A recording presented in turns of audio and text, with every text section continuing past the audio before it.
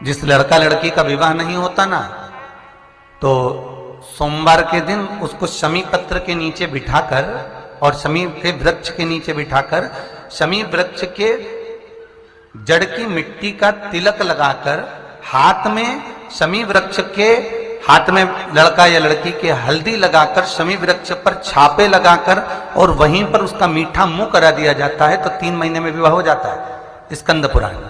सोमवार के दिन भगवान शंकर को अगर जल चढ़ाया जाता है तो हमारे घर में शीतलता का अनुभव होता है।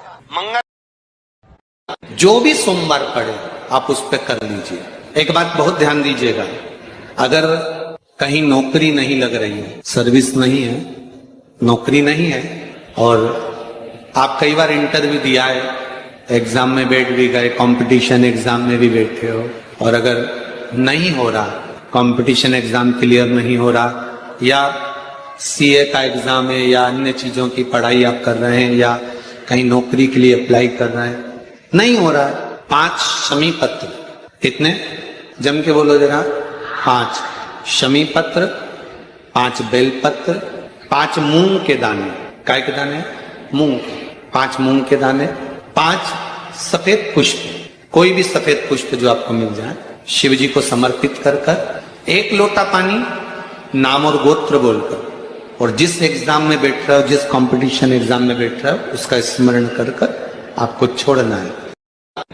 जिस व्यक्ति पर कर्जा बहुत ज्यादा मात्रा में हो जाता है और कर्जा चूकता नहीं है, में अगर कोई श्रेष्ठ वृक्ष माना गया है तो वो बट का वृक्ष माना गया।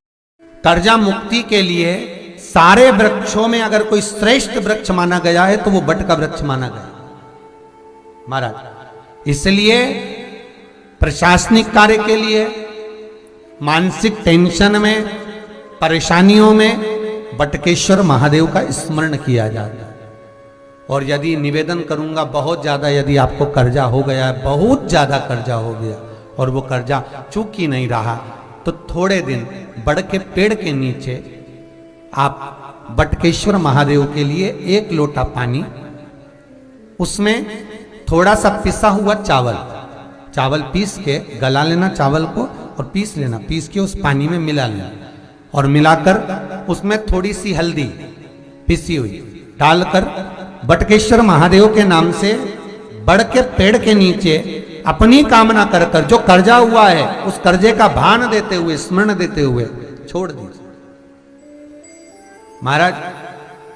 2 या 3 सोमवार एक ही जगह पर करना, 3 सोमवार बाद वहीं से बड़ के पेड़ की थोड़ी सी जड़ उठा लाना और उस जड़ को एक कोई धागे में बांधकर या तो अपनी गले में डाल लो या अपनी जेब में पटक लो, उसको थोड़े दिन पटक कर रखना, लगभग 2 से 3 महीना पटक कर रखो। वो जड़ जैसे बड़ का पेड़ विस्तार होता है, पानी गिरे ना गिरे, जल वृष्टि हो ना हो, गर्मी पड़े ना पड़े, उसको कोई फर्क नहीं पड़ता, बड़ का वृक्ष आप रूप फैलता जाता, उसकी जड़ें अपने आप प्रबल होती है। उसी तरह ये बटकेश्वर महादेव कहीं से भी अगर जड़ आपके पास में रखी है 1 महीना, 2 महीना, 3 महीना तक, तो ये जड़ अपने आप लक्ष्मी को पकड़कर खींच कर लाती है और कर्जे से मुक्त कर देती। बटकेश्वर महादेव का स्मरण सुख का देना हो। सोमवार को 3 नियम बना लो। जिस दिन मेरा भोले बाबा तुम पर कृपा कर दे, उस दिन सोमवार का एक नियम बनाओ कि महीने का 1 सोमवार मुझे ऐसा करना है, 3 नियम धारण करना है महीने के सोमवार को। पहला, सुबेरे जाकर शंकर भगवान को 1 लोटा जल चढ़ाना है। दूसरा, दोपहर के समय पर जाकर मुझे बेलपत्री के वृक्ष के नीचे एक चावल का दाना रखकर बेलपत्री की 7, 11, 21, 108, 51 जितनी परिक्रमा आप लगा सकते हो वो लगाना है। और तीसरा, बेलपत्री के वृक्ष के नीचे और शंकर के मंदिर के दरवाजे पर मुझे 1 घी का दीपक लगाना है। बस ये 3 नियम जिसने महीने में 1 बार ले लिया, समझ लो उसको पीछे हटने की जरूरत ही नहीं, वो आगे ही बढ़ेगा। महीने के किसी 1 सोमवार का ऐसा नियम बना लो कि मुझे 3 नियम धारण करना है महीने के किसी भी 1 सोमवार को। हम ये नहीं कहेंगे कि तुम सोमवार 5 पढ़ रहे हैं तो 5 को करो, 4 पढ़ रहे हैं तो 4 को करो, 3 पढ़ रहे हैं तो 3 को करो। तुम तो महीने का एक सोमवार का नियम बना। और मेरी जीजियों से, मेरी बेटियों से जो विदेश में रह रही हैं, जो कहीं बाहर रह रही हैं, कहीं बड़े शहर में रह रही हैं, जो रोज मंदिर नहीं जा सकते, हर किसी महीने के एक सोमवार को भी ये नियम निर्धारण कर सकते, तो उनसे कहेंगे कि 3 महीने में एक सोमवार का नियम बना लो। 3 महीने में नहीं बना सकते तो 6 महीने में एक सोमवार का नियम बना लो, और 6 महीने में नहीं बना सकते तो 1 साल में एक सोमवार का ऐसा नियम बना लो कि मैं साल का एक सोमवार ऐसा रहूंगी कि सुबह सोमवार के दिन मंदिर में जाकर जल चढ़ाऊंगी, दोपहर में जाकर बाबा को एक अक्षत का दाना रखकर, अक्षत का मतलब है कि बाबा मेरी दिनों दिन उन्नति करना। बेलपत्री के वृक्ष के नीचे जो अक्षत रखा जाता है वो उन्नति के लिए रखा जाता है। शंकर के शिवलिंग पर जो अक्षत रखा जाता है वो रोग मुक्ति के लिए रखा जाता है। अशोक सुंदरी पर जो अक्षत रखा जाता है वो संतान प्राप्ति के लिए रखा जाता है। षडानंद कार्तिकेय की ओर जो अक्षत रखा जाता है वो हमारे बच्चों की सुख समृद्धि के लिए रखा जाता है। विनायक की ओर, गणेश जी की ओर जो अक्षत रखा जाता है वो हमारे घर में कोई मंगल कार्य आ जाए उसके लिए रखा जाता है। और जो पीठिका होती है जिसपे शिवलिंग रखा होता है, पार्वती जी का हस्तकमल, उस पर अक्षत रखा जाता है तो नारी के अखंड सौभाग्य के लिए रखा जाता है। अक्षत रखने का भी तरीका है। नंदी हमको प्रेरणा देता है। शंकर भगवान के मंदिर में जो नंदी की स्थापना होती है शिव मंदिर के बाहर, वो हमको प्रेरणा देता है कि इधर उधर ना झांकते हुए शंकर पर दृष्टि लगा लो, वो तुम्हारी सृष्टि बदल देगा, वो तुम्हारी जिंदगी बदलेगा। वो नंदी सीख रहे। पर हमारी आदत बुरी है। हम मंदिर जाते हैं तो 10 जगह पर ध्यान लगाते हैं। हम कथा में भी जाएंगे तो 50 जगह हमारा ध्यान जाएगा। अगर मंदिर भी जाएंगे तो 50 जगह ध्यान जाएगा। तीर्थ जाएंगे तो 50 जगह ध्यान। पाप हमारे माथे चढ़ता चले जाता है। निंदा करने वाला, जिसकी हम निंदा कर रहे हैं उसका पाप। एक कथा पहले कही थी, आप लोगों के स्मरण में होगा।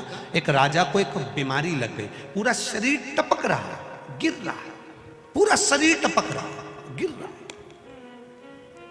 बड़ी भयंकर बीमारी, गल गल कर शरीर नीचे गिर रहा था। राजा ने सारे वेदों को दिखाया, सारे डॉक्टरों को दिखाया, पर राजा का शरीर ठीक नहीं हुआ।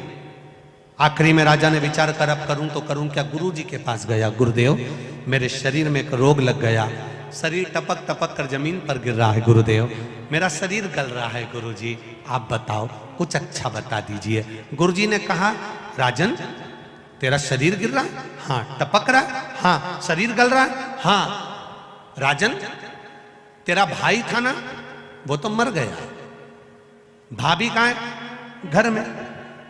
राजन एक काम कर, जहां जिस कक्ष में तेरी भाभी सोती है उस कक्ष के बाहर रात्रि के समय पर जाकर दरी बिछाकर सोना चालू कर दे। किसी को बताना मती, किसी को बोलना मती, किसी से कुछ कहना मती, बस भाभी के कमरे के बाहर जाकर सोना चालू कर दे। ठीक है महाराज, इससे अच्छा हो जाऊंगा? बिल्कुल अच्छा हो जाएगा, जा सो।